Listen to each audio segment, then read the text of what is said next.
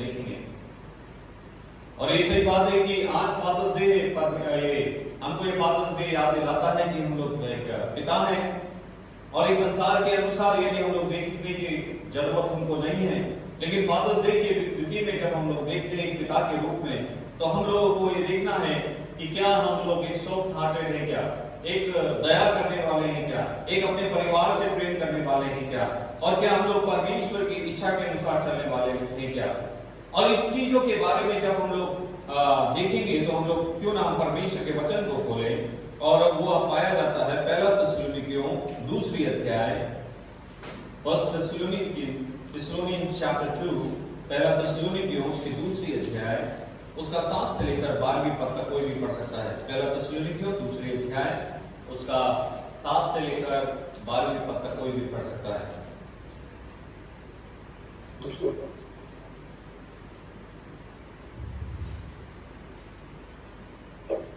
पहला थिस्सलुनीकियों 2 का 7 से लेकर 12वीं पद। परंतु जिस तरह माता अपने बालकों का पालन पोषण करती है, वैसे ही हमने भी तुम्हारे बीच में रहकर कोमलता दिखाई है, और वैसे ही हम तुम्हारी लालसा करते हुए न केवल परमेश्वर का सुसमाचार पर अपना अपना प्राण भी तुम्हें देने को तैयार थे, इसलिए कि तुम हमारे प्रिय हो गए थे। क्योंकि हे भाइयों, तुम हमारे परिश्रम और कष्ट को स्मरण रखते हो। हमने इसलिए रात दिन काम धंधा करते हुए तुमने परमेश्वर का सुसमाचार प्रचार किया कि तुम में से किसी पर भार न हो। तुम आप ही गवाह हो और परमेश्वर भी गवाह है कि तुम विश्वासियों के बीच में हमारा व्यवहार कैसा पवित्र और धार्मिक और निर्दोष रहा। तुम जानते हो कि जैसा पिता अपने बालकों के साथ व्यवहार करता है, वैसे ही हम भी तुम में से हर एक को उपदेश करते और शांति देते और समझाते थे कि तुम्हारा चाल चलन परमेश्वर के योग्य हो, जो तुम्हें अपने राज्य और महिमा में बुलाता है। और यहाँ पर हम लोग इस बात को देख सकते हैं कि एक पिता के बारे में कुछ बातें लिखी गई है, और हम लोग 1 बाय 1 उसके ऊपर संदर्भ करेंगे, क्योंकि आज फादर्स डे है। और सबसे पहली बात क्या है कि एक पिता को अपने जीवन को एग्जामिन करने की, अपने जीवन को जांचने की आवश्यकता है। और वो किस रीति से एक पिता अपने जीवन को जांच सकता है, या किस रीति से बता सकता है कि मैं एक अच्छा पिता हूं। उसमें पहली बात हम लोग देखें जो परमेश्वर के वचन में से 8वें पद में है, और उसमें हम लोग पहली बात देखें कि able to express genial love. और वो एक अच्छा पिता अपने जीवन में एक सच्चे प्यार को दर्शाने वाला होना बहुत जरूरी है। सबसे पहली खासियत एक पिता के, एक अच्छे पिता की होती है कि वो अपने परिवार के प्रति या अपने बच्चों के प्रति एक प्यार को उसको प्रदर्शित करने की बहुत आवश्यकता है। और उसकी 8वीं पद में लिखा गया है कि करते हुए, सबसे पहली बात क्या है मालूम है कि उसको करके दिखाना है, और उसको love that gives again and again, वो अपने परिवार को, अपने बच्चों को उसको प्यार बार बार में दिखाना है। न केवल दिखाना है, लेकिन उसको क्या करना है, एक्सप्रेस करना है, उसको करके दिखाना है। सबसे इंपॉर्टेंट कैरेक्टर है, एक खासियत है एक पिता की या ग्रैंड पिता की, जो दादा की, वो इस रीति से, या नाना की, कि वो अपने प्यार को अपने परिवार के प्रति उसको प्रदर्शित करने की आवश्यकता है। इसलिए तो बाइबल में लिखा गया है कि हस्बैंड लव योर वाइफ्स। क्यों? क्योंकि इसलिए लिखा गया है क्योंकि ये प्यार अपनी पत्नियों को या अपने परिवार को बताने में या दर्शाने में हम लोग क्या हो जाते हैं, एक आदमी होने के नाते या एक पति होने के नाते या एक पिता होने के नाते हम उसको सही रीति से हम उन लोगों को, अपने परिवार को बता नहीं पाते हैं। इसलिए बाइबल इस रीति से कहती है कि हस्बैंड लव योर वाइफ्स, कि पिता की पति अपने पत्नियों को अपने समान प्रेम करो। और प्रेम करने के लिए हमको उसको क्या करना है, एक्सप्रेस करने की आवश्यकता है। लेकिन उसके साथ साथ में बाइबल इस रीति से भी बताती है कि वो इस रीति से बाइबल नहीं बताती कि हे पत्नियों अपने पति से प्रेम करो, लेकिन बाइबल इस रीति से बताती है क्यों, वो इसलिए लिखा गया है क्यों, क्योंकि पत्नी तो अपने आप ही अपने प्रेम को प्रदर्शित करती रहती है अपने परिवार को संभालने के द्वारा, या अपने क्या बोलते हैं बच्चों को अच्छा खाना खिलाने के द्वारा, या बच्चों की उसकी देखभाल करने के द्वारा, लेकिन वहां पर जो एक पत्नी अपने जीवन में नहीं कर पाती, वो इसलिए वचन में लिखा गया है कि हे पत्नियों, अपने पति का रेस्पेक्ट करो, आदर करो। उसमें लिखा गया है कि हे पतियों, अपनी पत्नियों से प्रेम करो, क्योंकि पति को अपनी पत्नियों से प्रेम करने के लिए, उसको एक्सप्रेस करने के लिए थोड़ी दिक्कत आती है। और लेकिन वचन में यह भी लिखा गया है कि हे पत्नियों, अपने पति का आदर करो। और उसका कारण यह है कि परमेश्वर का वचन इस रीति से कहता है कि कभी कभी क्या होता है, ये मुसीबत आ जाती है अपने पतियों का आदर करने के लिए। लेकिन मैं एक बात आपको बताऊंगा कि उसमें बहुत बार क्या होता है, क्यों उसमें लिखा गया है कि एक पति अपने पत्नियों को या अपने परिवार को अपने प्यार का एक्सप्रेस नहीं कर पाता, लेकिन एक पत्नी या एक मां अपने प्यार को किस रीति से हर समय एक्सप्रेस करती रहती है या बताती रहती है अपने परिवार के प्रति। कभी कभी क्या होता है कि जब पहला बच्चा नया, मतलब जब फर्स्ट बोर्न बेबी जो पहलौठा होता है, जब वो पैदा होता है और पहलौठा जब घर के अंदर उसको लेकर आते हैं हॉस्पिटल से, उसके बाद में यदि अगर हम लोग पिताजी से पूछें, यदि किसी भी पिता ने पहले बच्चे को अपनी गोद में उठाया होगा तो किस रीति से उठाया होगा। मेरी खास तौर से यदि मैं मेरी गवाही दूं तो मेरे बच्चे को, जब पहला बच्चा मेरे जीवन में जब गर्भ में पैदा हुआ, तो उस समय जब मेरे हाथों में दिया तो मेरे को संभालना भी नहीं आता था कि किस रीति से पकड़ूं। एक पति, एक पिता हर समय इस रीति का होता है कि उसको नहीं मालूम किस रीति से उसको संभालना है। क्योंकि कभी कभी क्या होता है कि कभी कभी नहीं, मोस्टली क्या होता है कि बच्चे का सिर भारी होता है, लेकिन मसल्स क्या होती है, इतनी मजबूत नहीं होती, तो हमको इस रीति से बच्चे को पकड़ना पड़ता है सिर को, कि वो सिर एकदम से भारी होने के द्वारा लटक नहीं जाए। लेकिन एक मां को पहले से ही मालूम होता है कि किस रीति से बच्चे को पकड़ना है या किस रीति से बच्चे को संभालना है। आप सोच के देखो कि यदि आपका बच्चा जब पहली बार पैदा हुआ अपने घर पे, मतलब हॉस्पिटल में हुआ, उसके बाद घर पे लेकर आए, तो उस समय कभी कभी बच्चे को भूख लगती है, तो पिता को नहीं मालूम चलता क्योंकि छोटा सा बच्चा वो रोता है, तो लेकिन माँ को मालूम चल जाता है कि मेरा बच्चा भूखा है। एक माँ को मालूम चल जाता है कि इस बच्चे का डायपर कब बदलना है। लेकिन धीरे धीरे एक मनुष्य होने के नाते या आदमी होने के नाते एक पिता धीरे धीरे उन बातों को क्या करता है, सीखना चालू कर देता है। और ये बहुत जरूरी है, इसलिए तो वचन में लिखा गया है कि करते करते हम लोग धीरे धीरे एक पिता होने के नाते धीरे धीरे उन बातों को हम लोग सीखना चालू कर देते हैं। और उसके बाद में हम इस रीति से सीख लेते हैं कि उन कामों को करने में हमको क्या आता है, आनंद आता है। लेकिन उसके बाद क्या होता है, बच्चा बड़ा हो जाता है और धीरे धीरे बड़ा होता है बच्चा अच्छा होकर, और धीरे धीरे वो सिचुएशन जो उसके डायपर बदलने की जो सिचुएशन जब पिता उसको सीखता है, तब तक बच्चा डायपर को छोड़ देता है और वो क्या होता है, दूसरी स्टेज में आकर बड़ा हो जाता है। एक बार एक उसमें इस रीति से टीवी में एक इस रीति से कार्टून है कि फॉर बेटर और फॉर वर्स, एक अच्छा या एक खराब। एक बार की बात है, उसमें कार्टून में इस रीति से दिखाया गया कि एक बार एक पिता अपने घर के अंदर आता है काम करने के बाद में, और जैसे घर के अंदर आता है उसकी बच्ची जो टीनेज वाली बच्ची होती है, 17-18 साल की होती है, वो अपने सोफे में बैठी रहती है। घर के सोफे में जैसे पिताजी वहां पर आता है तो उस बच्ची को देखता है कि वो पॉपकॉर्न खाती रहती है। पिता भी वहां पर आता है, उस सोफे के पास में किनारे पर बच्ची के साइड में वो भी बैठ जाता है, और उसके बाद में वो भी अपनी बच्ची के जो पॉपकॉर्न खा रही होती है उसमें से वो खाना चालू कर देता है। लेकिन खाते खाते एकदम से एक बलून उसके ऊपर उड़ता है, इसके ये बच्ची के सिर के ऊपर एकदम से बलून उड़ता रहता है। तो पिताजी अपने मन में सोचता है कि किस रीति से जब ये बच्ची छोटी थी तो किस रीति से मैं आता था और इस रीति से पिता को पकड़ लेती थी और पिता इस बच्ची को पकड़ लेता था, लेकिन किस रीति से इस बलून को लेकर मैं इस बच्ची को खिलाता था। लेकिन अब ये बच्ची बड़ी हो गई, यदि मैं उसी रीति से इसको खिलाऊंगा तो ये क्या सोचेगी बच्ची मेरे बारे में। ये तो पिता की सोच थी। लेकिन वो बच्ची वहां पर बैठ के पॉपकॉर्न खाती है, वो इस रीति से सोच रही है कि आज अब मेरा पिताजी जिस रीति से काम नौकरी से आता था और जैसे घर पे आता था मुझको अपनी गोदी में उठा लेता था, और बच्ची इस रीति से सोच रही है अब मेरा पिताजी क्यों मुझको गले से नहीं लगाता।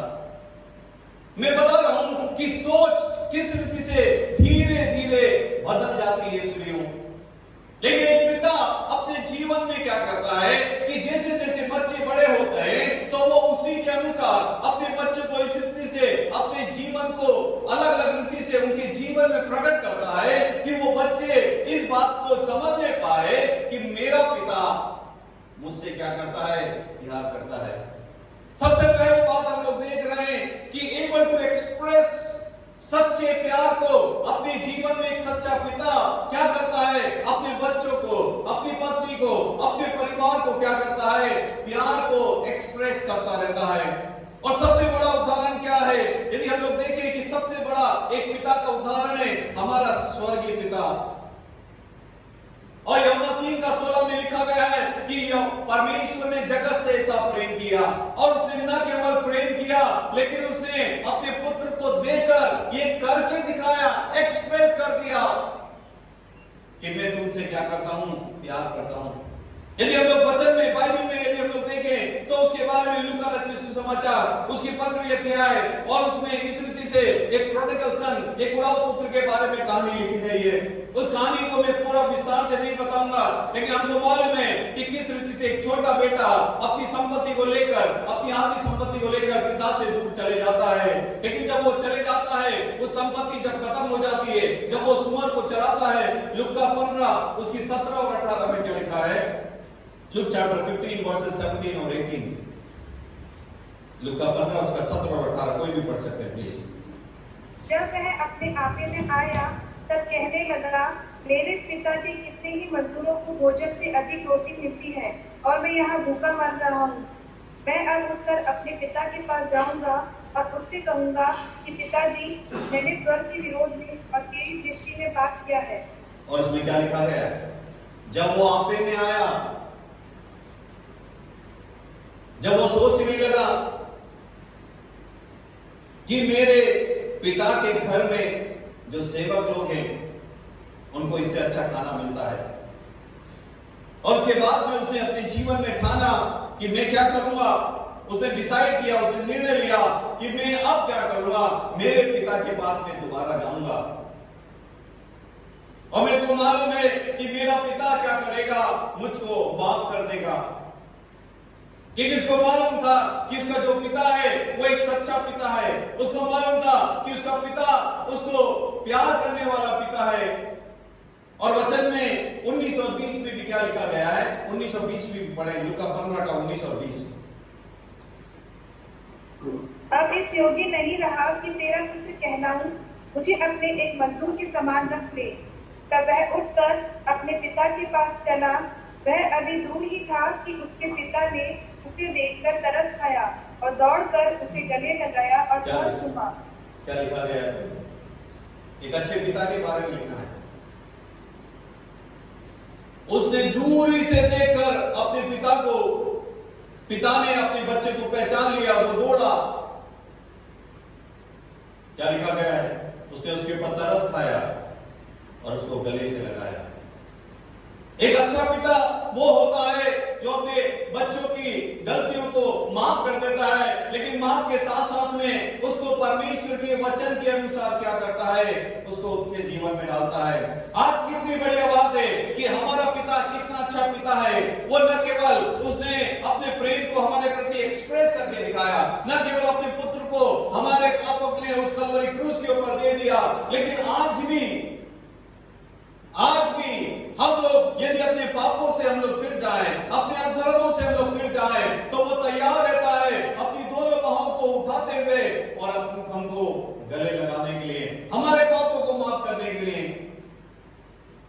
पहली बात क्या है, हम लोगों ने देखा कि एक अच्छा पिता अपने सच्चे प्रेम को क्या करता है, प्रदर्शित करता है। दूसरी बात हम लोग देखेंगे कि एक सच्चा पिता मॉडलिंग क्राइस्ट, एक मसीह के पद चरणों पर चलने वाला एक नमूना होकर जीवित रहता है। एक सच्चा पिता मसीह के पद चरणों पर चलने वाला होता है। यदि हम लोग दूसरा का वो पहला थिस्सलुनीके जो हम लोग देख रहे हैं उसमें 2:8 पद हम लोग देखें, दूसरी खासियत एक पिता की क्या होती है। 2:8 दोबारा। और वैसे ही हम तुम्हारी लालसा करते हुए ना केवल परमेश्वर का सुसमाचार पर अपना अपना प्राण भी तुम्हें देने को तैयार थे, इसलिए कि तुम हमारे प्रिय हो गए थे।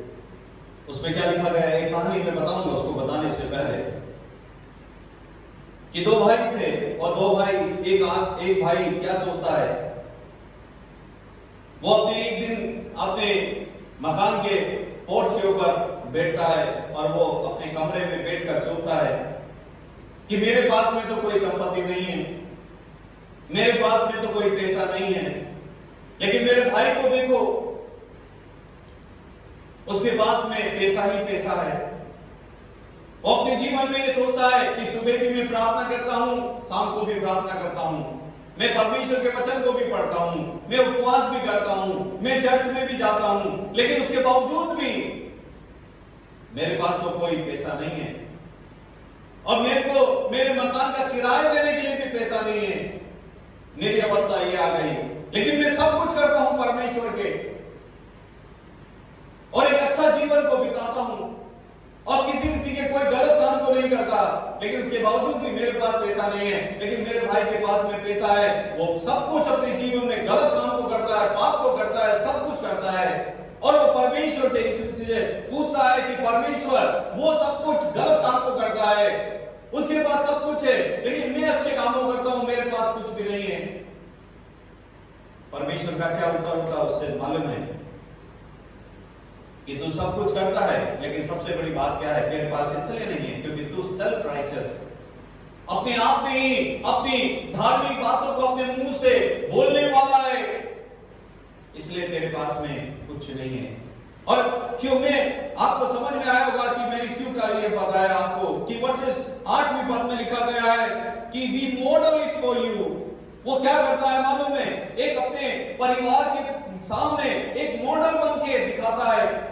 वो न केवल बोलता है लेकिन उन कामों को क्या करता है, वो करता भी है। एक अच्छा पिता न केवल इन बातों को डिटेल से या उस रीति से अपनी बातों को बोलता रहता है कि मैं अच्छा पिता हूं, मैं मेरे बच्चों को खाना खिलाता हूं, मेरी पत्नी को मैं संभालता हूं, मेरे परिवार को मैं करता हूं। न केवल वो बोलता है, पॉम्पिंग ए शो इंग्लिश में इस रीति से कहते हैं, लेकिन वो पिता क्या करता है, बोलने से ज्यादा अपने बच्चों को काम करके भी दिखाता है। यदि आप एक अच्छे पिता तभी हम लोग बन सकते हैं जब हम लोग कम बोलेंगे और हमारे बच्चे और हमारी पत्नियां या दूसरे लोग हमारे बारे में क्या करेंगे, बोलना चालू करेंगे। और प्रभु यीशु मसीह का भी यदि हम लोग उदाहरण देखें तो प्रभु यीशु मसीह ने भी क्या किया, प्रभु यीशु मसीह ने अपने बारे में कुछ नहीं किया, लेकिन उसने कामों को करके दिखाया, एक मॉडल बन के दिया। वो एक अच्छा चरवाहा होने के कारण हम लोगों ने सुबह देखा कि उसने कलवरी क्रूस के ऊपर अपने लहू को बहा दिया, अपने शरीर को तोड़ दिया। और एक अच्छा पिता क्या होता है, एक अच्छा पिता तभी अच्छा पिता होता है जो अपने मुंह से अपनी अच्छाइयों को कम बोलकर उन अच्छाइयों को अपने कर्मों के द्वारा करना चालू करता है और मसीह के पद चिन्हों में चलना चालू हो जाता है। तीसरी बात हम लोग देखें, एक अच्छा पिता क्या होता है, अ पॉजिटिव इन्फ्लुएंस। एक अच्छा पिता एक सकारात्मक प्रभाव डालने वाला होता है। एक अच्छा पिता 10वीं पद में उसमें 10, 11, 12 में लिखा गया है कि वो अपने जीवन में living a life worthy of God, वो अपने जीवन को परमेश्वर को जीता भावता बलिदान होकर चढ़ाने वाला होता है। यदि हम लोग 10वीं पद को भी हम लोग पढ़े, पहला थिस्सलुनीके दूसरी अध्याय उसकी 10वीं पद को, तुम आप ही गवाह हो और परमेश्वर भी गवाह है कि तुम विश्वासियों के बीच में हमारा व्यवहार कैसा पवित्र और धार्मिक और निर्दोष रहा। क्या लिखा गया है, एक सकारात्मक प्रभाव डालने वाला। एक अच्छा पिता वो होता है जो दूसरे के ऊपर प्रभाव डालता है। एक अच्छा पिता वो होता है जो अपने बच्चों के ऊपर प्रभाव डालता है। एक अच्छा पिता वो होता है जो उसके बच्चे लोग उसको देखकर उसके अनुसार उसके पीछे पीछे चलने वाले हो जाते हैं। एक बात मैं बता दूं, एक पिता होने के नाते जो हम लोग करेंगे, हमारे बच्चे उसको ही देखते हैं और उसी का अनुसरण करना वो चालू कर देते हैं। हम लोग जब हमारी उम्र निकल जाती है, हम लोग परेशान हो जाते हैं, हम हताश हो जाते हैं। लेकिन एक बात को मैं बताना चाहता हूं कि यदि हम लोग शुरू से, बचपन से यदि हम अपने बच्चों के साथ में सुबह शाम प्रार्थना करना चालू करेंगे, उनको परमेश्वर के वचन को लेकर बैठना चालू करेंगे, उनको पढ़ाने के लिए बार बार में हम लोग बाधित करेंगे परमेश्वर के वचन को, तो धीरे धीरे बच्चा भी क्या करेगा, जब जब बढ़ता जाएगा वो प्रार्थना करना कभी नहीं भूलेगा, बाइबल को पढ़ना कभी नहीं भूलेगा। क्यों? क्योंकि उसके पिता का प्रभाव उनके बच्चों के ऊपर होता है। एक अच्छा पिता अपने प्रभाव को क्या करता है, अपने बच्चों के ऊपर डालता है। लेकिन एक और पिता होता है जो अपने प्रभाव को भी डालता है। वो गलत बातों को, गलत चीजों को, गालियों को, मुसीबत को, गंदी चीजों को जब वो करना चालू करता है तो न केवल उस पिता के ऊपर प्रभाव पड़ता है, लेकिन उसके साथ साथ उसका बच्चा अपने पिता की चीजों को देखकर वही चीजों को करना चालू कर देता है। परमेश्वर का वचन 10वें पद में लिखा गया है कि तुम विश्वासियों के बीच में हमारा व्यवहार कैसा पवित्र, धार्मिक, निर्दोष।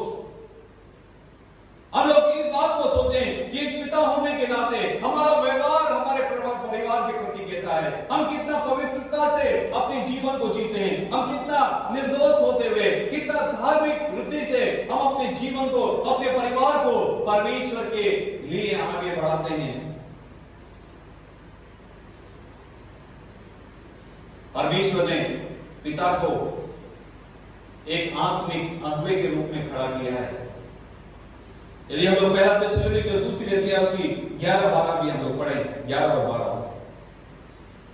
तुम जानते हो कि जैसा पिता बालकों के साथ व्यवहार करता है, वैसे ही हम भी तुम में से हर एक को उपदेश करते और शांति देते और समझाते थे कि तुम्हारा चाल चलन परमेश्वर के योग्य हो, जो तुम्हें अपने राज्य और महिमा में बुलाता है। क्या लिखा गया है? तुम जानते हो कि जैसा पिता अपने बालकों के साथ व्यवहार करता है, वैसे ही हम भी तुम में से हर एक को उपदेश करते और शांति देते हैं। आज फादर्स डे होने के नाते मैं पिताजी से कहता हूं, हर एक पिताओं से जो इस आवाज को सुन रहे हैं, कि हमारा व्यवहार हमारे बच्चों के प्रति, अपने परिवार के प्रति किस रीति का हो। हमारा बेटा ये देखकर हमको नहीं कहने पाए कि मेरा पिताजी खाली बाइबल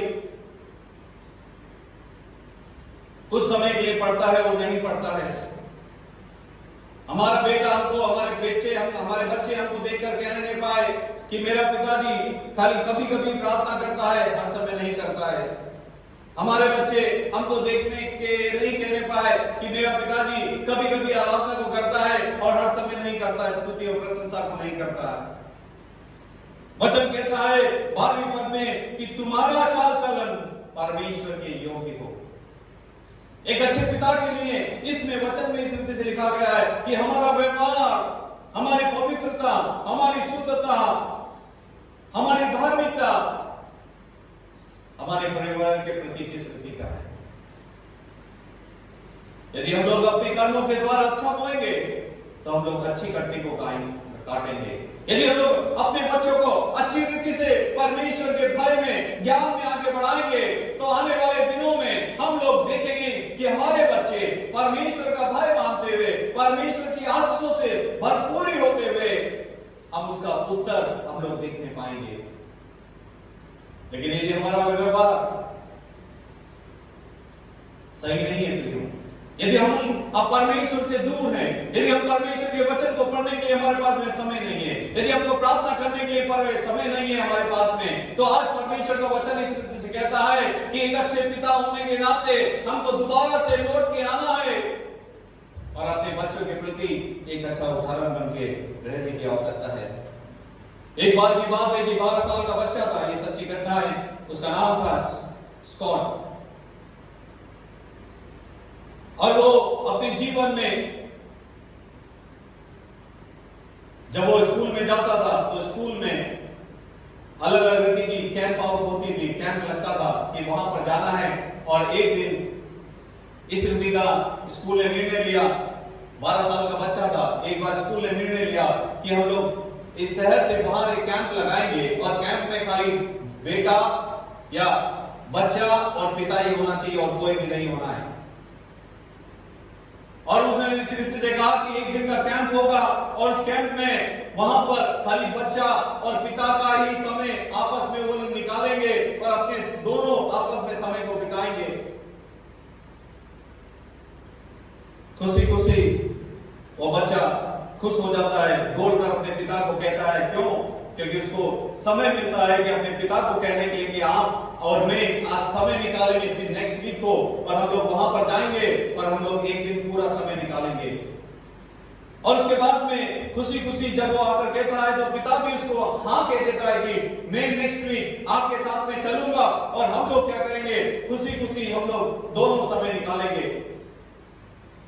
और उसके बाद में बेटा खुश हो जाता है, अपने स्कूल में जाकर कहता है कि मेरे पिताजी ने हाँ कह दिया कि वो भी मेरे साथ में आएंगे नेक्स्ट वीक को और हम दोनों मिलकर वहां पर कैंप में जाएंगे और दोनों खुशी से हम लोग रहेंगे। और बाकी के बच्चे भी खुशी खुशी इसी बात को कहते हैं। उसके बाद में जैसे ही नेक्स्ट मंडे आता है, नेक्स्ट मंडे को शाम को 4 बजे बच्चे को निकलना है, अपने घर से निकलना है ताकि वो अब वो दूसरे स्कूल में जाना है पिता के साथ में, ताकि सब पेरेंट्स वो पिता और बच्चा सब स्कूल के मिलकर उस कैंप की तरफ चले जाए वो जो शहर से बाहर है। लेकिन वो बच्चा वेट करता है लेकिन उसके पापा नहीं आते। और उसके बाद में 5 बज जाती है, उसके पापा नहीं आते। 6 बज जाती है, नहीं आते। 7 बजे उसके पापा वहां पर आते हैं और तब तक वो देखता है कि सब बच्चे अपने अपने पिता के साथ में उस कैंप की तरफ निकल चुके थे, लेकिन वो बच्चा अकेला रहता है। और उसके बाद में उस बच्चे को पिता अपनी गाड़ी में बिठाता है और वो कहता है कि बच्चा, मेरे पास में कुछ समय नहीं होने के कारण, इतना सारा काम था, उसके कारण मेरे ऑफिस में काम होने के कारण मैं समय पे नहीं आया, लेकिन क्यों ना हम लोग आज जल्दी सोएंगे और सुबह सुबह 7 बजे हम लोग निकलेंगे ताकि हम लोग 9 बजे तक वहां पर पहुंचेंगे और बाकियों के साथ में हम भी मिलकर उस कैंप को चालू कर देंगे। बच्चा इतना खुश हो जाता है कि दोबारा से अपने घर पे जाता है और उसके बाद में जो भी उसका छोटा सा स्टोव होता है या कोई भी कपड़ा होता है या उसका खेलने का जो भी सामान होता है वो रात में ही अपने पिता की गाड़ी के अंदर भर देता है, क्योंकि सुबह सुबह निकलना है। पिता बोलते हैं कि 7 बजे हम लोग निकलेंगे। वो बेटा 6 बजे तैयार होकर बैठ जाता है और अपने पिता के कमरे का इंतजार करता रहता है कि कब पिताजी आएंगे और हम लोग निकलना चालू करेंगे। पिता ने 7 बजे का समय दिया, 7 बज जाती है, पिता अपने कमरे से बाहर नहीं निकलता। 7:30 बज जाती है, पिता अपने कमरे से बाहर नहीं निकलता। 8 बज जाती है, 8:30 बज जाती है, 9 बज जाती है, लेकिन पिता अपने कमरे से बाहर नहीं निकलता। और 9 बजे पिता अपने कमरे से बाहर निकलता है, बेटा उदास होकर बैठा रहता है। और उसके बाद पिताजी कहता है कि बेटा, मैं जाने में असमर्थ हूं क्योंकि मेरी पीठ में बहुत ज्यादा दर्द हो रहा है और हम लोग जा नहीं सकते। बेटा थोड़ा निराश हो जाता है, थोड़ा तो नहीं बहुत ज्यादा निराश हो जाता है और वो सोचता है कि मेरे पिता की पीठ में दर्द है, इसलिए क्यों ना मैं कैंप में हम लोग नहीं जाएंगे, लेकिन थोड़ी हिम्मत जुटाता है बेटा। और उसके बाद में वो अपनी पिता की कार को खोलता है, पीछे वाली डिक्की के कार को खोलता है, कार की डिक्की को खोलता है और अपने सामान को निकालकर घर में रखना चालू करता है। लेकिन जैसे ही वो काम को निकाल के, सामान को निकाल के घर की तरफ रखता है,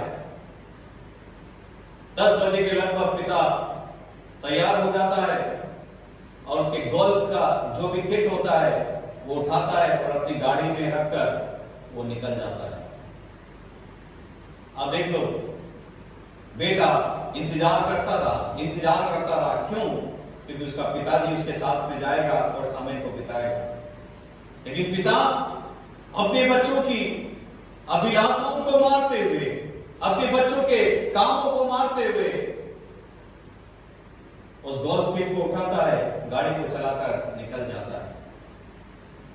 आज मैंने कहानी इसलिए बताई है कि क्या हम लोग इस रीति के एक अच्छे पिता, या अच्छे पिता नहीं, एक पिता होने के नाते हमारा भी व्यवहार इस रीति का है।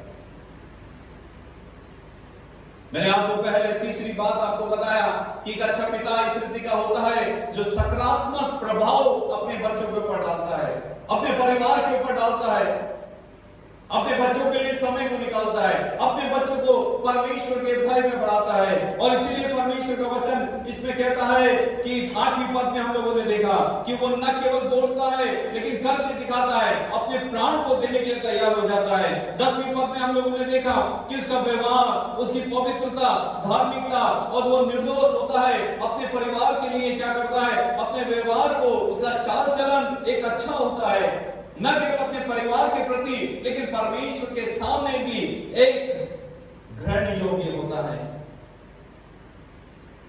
फादर्स डे तभी अच्छा होगा, आज जो भी मेरी बातों को सुन रहे हैं, जब हमारे बच्चे, हमारी पत्नियां हमारे मुंह से कहने से बदले में हमारे बच्चे और हमारी बीवी हमारे बारे में जब अच्छा कहना चालू कर देगी, आइए लोग अपने सिर को झुकाएं, आंखों को बंद करें। जैसे उस स्वर्गीय पिता ने बोला नहीं लेकिन करके दिखाया, उसने अपने प्रेम को, यूहन्ना 3:16 में लिखा गया है, परमेश्वर ने जगत से सब प्रेम किया, न केवल किया लेकिन उसको करके दिखाया। उसने अपने इकलौते पुत्र को हमारे पापों के लिए इस संसार में भेज दिया, उस कलवरी क्रूस के ऊपर दे दिया। और उसमें लिखा गया है कि जो कोई इसके ऊपर विश्वास करेगा वह नाश नहीं होगा परंतु अनंत काल का जीवन पाएगा। न केवल उस पिता ने प्रेम किया, न केवल प्रेम को एक्सप्रेस किया लेकिन उस प्रेम को करके बताया, लेकिन उसके साथ साथ में वो अच्छा पिता, एक अच्छा चरवाहा भविष्य के बारे में भी हमारे बारे में बातचीत कर रहा है कि वो अनंत काल के जीवन को भी हमको देने के लिए तैयार है।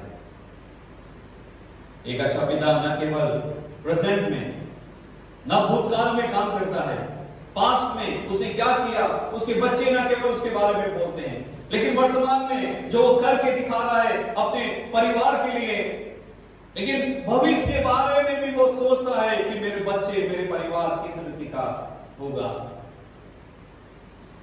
जिस रीति से हमारे स्वर्गीय पिता ने करके बता दिया। एक अच्छे पिता बनने के लिए हमको और कोई नहीं, हमारे स्वर्गीय पिता से सीखने की आवश्यकता है। यदि हम लोग स्वर्गीय पिता के अनुसार चलेंगे तो परमेश्वर हमको एक अच्छे पिता के रूप में हमारे परिवार में ठहरा देगा। प्रभु जी, हम आपका धन्यवाद देते हैं इस सुंदर समय के लिए, धन्यवाद देते हैं प्रभु आपके अनुग्रह के लिए, आपकी दया के लिए और आपकी करुणा के लिए। धन्यवाद देते हैं प्रभु जी, आपने हमें से को संभाला है, हमें से हमें को सुंदर मौका दिया ताकि आज हम आपके चरणों पर आ सकें और आपको अब्बा पिता के घर को आ सकें। जैसे हम लोगों ने पढ़ा प्रभु जी थिस्सलुनीकियों में कि किस रीति से एक अच्छे पिता को होना है, किस रीति से एक अच्छे पिता को अपने परिवार की जिम्मेदारी को पूरी करना है, न केवल जिम्मेदारियों को पूरी करना है लेकिन किस रीति से उसका व्यवहार अपने परिवार के प्रति होना है, किस रीति की पवित्रता, किस रीति की शुद्धता, किस रीति की धार्मिकता उसके जीवन में होना जरूरी है, किस रीति की चाल चलन उसको, उसके बच्चों के लिए, उसकी पत्नी के लिए होना चाहिए ताकि उसके परिवार उस अच्छे पिता का अनुसरण कर सके। प्रभु तुम्हारी मदद कर, तुम्हारी सहायता कर ताकि तेरी इच्छा प्रभु हमारे जीवन में पूरी हो, ताकि हम एक पिता होने के नाते हमारे परिवार के प्रति एक आदर्श बन के अपने परिवार को तेरा भय और ज्ञान में बढ़ाते हुए होने के लिए हमारी मदद कर, हमारी सहायता कर। और एक आदर महिमा सब आपकी है, सब कुछ प्रभु यीशु मसीह के नाम से हम मांगते हैं, सुन और कबूल कर पिता, आमीन। परमेश्वर पिता का प्रेम, पुत्र का अनुग्रह और पवित्र आत्मा की सहभागिता हम सब के साथ आपसे लेकर सदा तक होती रहे, आमीन। आमीन। जय मसीह।